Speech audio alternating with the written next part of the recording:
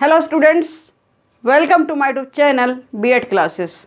Students, अगर आप open exam देने जा रहे हैं तो ये वीडियो आपके लिए बहुत ही यूज़फुल है। आखिरी तक देखिएगा।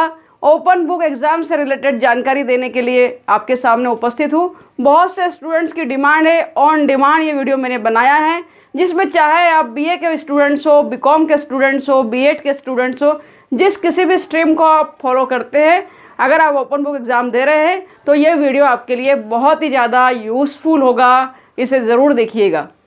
स्टूडेंट्स, आपके बहुत सारे सवालों के जवाब देने जा रही हूँ ओपन बुक से संबंधित। जैसे ही आप कॉपी लेते हैं, देख रहे हैं आप, आपके सामने एक कॉपी है। A4 साइज़ का पेज आपको कहा जाता है कि A4 साइज़ के पेजेस का कलेक्शन आपको करना है, कॉपी अपने पास रखनी है। सपोज़ ये कॉपी हमने ले ली जो 16 पेज, 32 पेज, जिसके भी अकॉर्डिंग, एग्ज़ाम के अकॉर्डिंग आपको कहा गया है, लगभग 16 पेज की कॉपी कहा जाता है। तो इस तरह सबसे पहले कॉपी कलेक्ट कर ले, अपने पास रख ले। ठीक है स्टूडेंट्स। सेकेंड स्टेप में स्टूडेंट्स, आपको उस कॉपी के ऊपर सबसे पहले अपना हॉल टिकट लगाना है। आप देख सकते हैं कि किस तरह ये हॉल टिकट मैंने लगाया है। कॉपी का प्रथम पेज आप लेकर हॉल टिकट लगा सकते हैं, स्टेपल कर सकते हैं। इस तरह भी स्टेपल कर सकते हैं, यहाँ से जैसा भी आपको कंफर्टेबल लगता है। आप हॉल टिकट को पेस्ट करिए या स्टेपल करिए। पेस्ट नहीं करना है, स्टेपल ही करिए, ताकि अगर कोई इन्फॉर्मेशन गलती से अगर आप गलत भर देते हैं तो इस इन्फॉर्मेशन को देखा जा सके, आपकी सटीक इन्फॉर्मेशन यूनिवर्सिटी को मिल पाए। उसके बाद जैसे ही आपने कॉपी ली, कॉपी पर हॉल टिकट स्टेपल किया, तो थर्ड स्टेप में स्टूडेंट्स आपको एक फॉर्म यूनिवर्सिटी द्वारा दिया जाएगा, जिस पर लिखा होगा उत्तर पुस्तिका के प्रथम पृष्ठ का प्रारूप समस्त कॉलम परीक्षार्थी द्वारा स्वयं भरे जाना आवश्यक है। परीक्षार्थी को भरना है। बच्चे एग्ज़ाम टाइम फ्रस्ट्रेट होते हैं, टेंशन में होते हैं, बार बार पूछते हैं टीचर से कि क्या भरना है, कैसे कॉलम भरना है। तो उस दुविधा को समाप्त करने जा रही हूँ। तो इस तरह ये जो फॉर्म दिया गया है स्टूडेंट्स, इस फॉर्म में 14 मुख्य बिंदु दिए गए हैं, जिसे आपको एग्ज़ाम में भरना है। उसके बाद ही कॉपी लिखना स्टार्ट करना है। तो इसकी प्रैक्टिस कर ले, देख ले आपको क्या क्या भरना है। सटीक और सही जानकारी स्वच्छ और सुंदर अक्षरों में आपको भरना है। इसके बाद एक एक कॉलम में आपको कैसे भरना है वो जानकारी मैं आपको प्रस्तुत कर रही हूँ। आइए देखते हैं उत्तर पुस्तिका के प्रथम पृष्ठ का प्रारूप किस तरह विद्यार्थियों को भरना है। नंबर 1 पर जो जानकारी दी जाएगी वो विश्वविद्यालय का नाम भरना है। उदाहरण के लिए देवी अहिल्या विश्वविद्यालय इंदौर, तो DAVV शॉर्ट फॉर्म भी लिख सकते हैं। फिर महाविद्यालय का नाम अर्थात आपके कॉलेज का नाम लिखना है। अगर आपके कॉलेज का नाम डॉक्टर जाकिर हुसैन शिक्षा महाविद्यालय है तो डॉक्टर जाकिर हुसैन शिक्षा महाविद्यालय आप फिल करेंगे। थर्ड नंबर पे पूर्व या वर्तमान परीक्षा का नाम यदि हो तो, अगर आपकी परीक्षा का नाम है कुछ तो आप लिख सकते हैं जो भी है कि बीएड एग्ज़ाम, BA एग्ज़ाम, उस तरह तीसरे कॉलम को भरना है। चौथे नंबर पर दिया है, फोर्थ नंबर पर कक्षा, क्लास, आप किस कक्षा को बिलोंग करते हैं। बीएड फर्स्ट सेम है तो फर्स्ट सेम लिखेंगे, BA फर्स्ट ईयर है तो फर्स्ट ईयर लिखेंगे, थर्ड ईयर है तो थर्ड ईयर लिखेंगे, सेकंड ईयर है तो सेकंड ईयर लिखेंगे। और फिफ्थ नंबर पर जो जानकारी आपको भरना है उसमें लिखा होगा छात्र का स्टेटस। बच्चे कंफ्यूज होते हैं, मैडम क्या भरना है, मैडम कैसे लिखना है, तो कंफ्यूज बिल्कुल भी नहीं होना है। छात्र का स्टेटस नियमित, स्वाध्यायी, AT-KT या भूतपूर्व। आप किसको बिलोंग करते हैं, किस कैटेगरी को, क्या आप रेगुलर विद्यार्थी है, स्वाध्यायी है, AT-KT है या नियमित है। आप नियमित विद्यार्थी है, रेगुलर विद्यार्थी है तो आप नियमित लिखेंगे या नियमित पर टिक करेंगे। इस तरह आपको जानकारी फिल करना है। आइए आगे देखते हैं। गाइस, 6 नंबर पर विषय पूछा जाता है, आपका विषय क्या है। अगर आपका विषय हिंदी साहित्य है तो आप हिंदी साहित्य लिखेंगे। आपका विषय सोशल साइंस है तो सोशल साइंस लिखेंगे। जो भी आपका विषय है वो विषय आपको लिखना है। हमारा विषय एजुकेशन है तो एजुकेशन लिखेंगे। फिर पूछता है प्रश्न पत्र, अर्थात प्रश्न पत्र कौन सा है आपका, प्रथम है, द्वितीय है या तृतीय है। तो जो भी पेपर आपका है, फर्स्ट है, सेकंड है, वो लिखना है वहाँ पर। उसके बाद पूछा जाता है प्रश्न पत्र का शीर्षक 8 नंबर पे, अर्थात जो प्रश्न पत्र है आपका, हिंदी साहित्य तो पेपर है लेकिन पेपर पर शीर्षक क्या दिया है, अर्वाचीन हिंदी काव्य दिया है तो अर्वाचीन हिंदी काव्य लिखना है। करिकुलम डेवलपमेंट एंड स्कूल दिया है शीर्षक में तो वही शीर्षक लिखना है। कंफ्यूज ना होइए, अगर पेपर पर जो शीर्षक लिखा है वही लिख सकते हैं। अगर आपको कन्फ्यूज़न है तो आप पेपर पर देख लीजिए, जो शीर्षक दिया है वही शीर्षक आपको लिखना है। प्रश्न पत्र का कोड, अगर कोड पता है CC4 CC1 B.Ed के विद्यार्थी जानते हैं तो प्रश्न पत्र का कोड भी लिख सकते हैं, अदरवाइज कॉलम को खाली छोड़ सकते हैं आप। अगला नंबर है रोल नंबर या अनुक्रमांक अंकों में और शब्दों में लिखना होता है।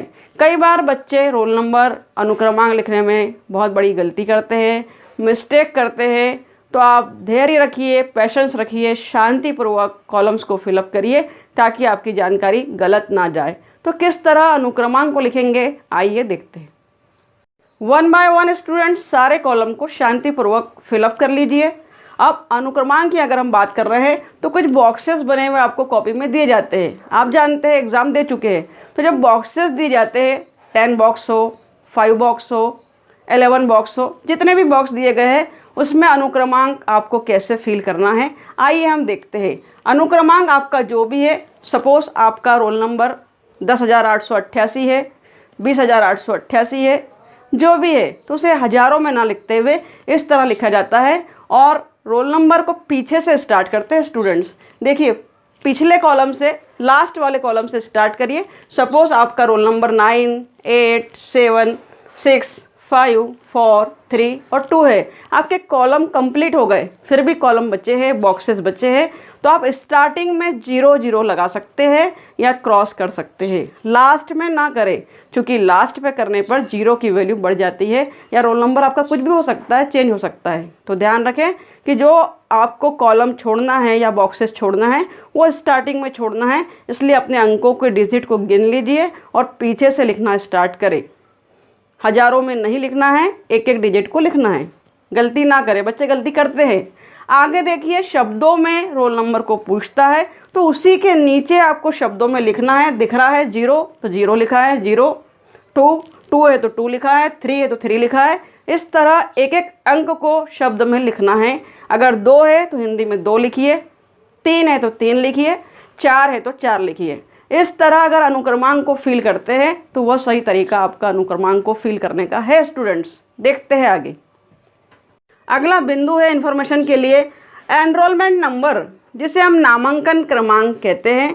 नामांकन क्रमांक आपका जो भी दिया है DS 100 345, तो उस तरह आप उस बॉक्सेस में जिस तरह रोल नंबर को भरा है उसी तरह नामांकन क्रमांक को भरना है, गलती ना करें।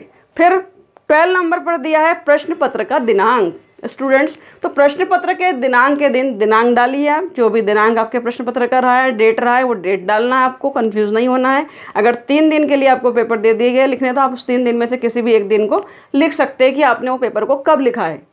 फिर है अंतिम मुख्य बिंदु हमारी उत्तर पुस्तिका के प्रश्न का प्रारूप के अंतर्गत 14 नंबर पर केंद्र पर जमा की गई उत्तर पुस्तिका के कुल पृष्ठों की संख्या। पॉइंट्स देख रहे हैं, आपके फॉर्म की मैंने PPT बनाकर आपके सामने प्रस्तुत किया है ताकि आप उस फॉर्म को भरने में गलती ना करें, मिस्टेक ना करें। केंद्र पर जमा की गई उत्तर पुस्तिका के कुल पृष्ठों की संख्या, वो पृष्ठ की संख्या आपने कितना लिखा है, क्या 16 पेज में लिखा है, क्या 17 पेज में लिखा है, क्या 20 पेज में लिखा है, उस संख्या को वहाँ लिखना है।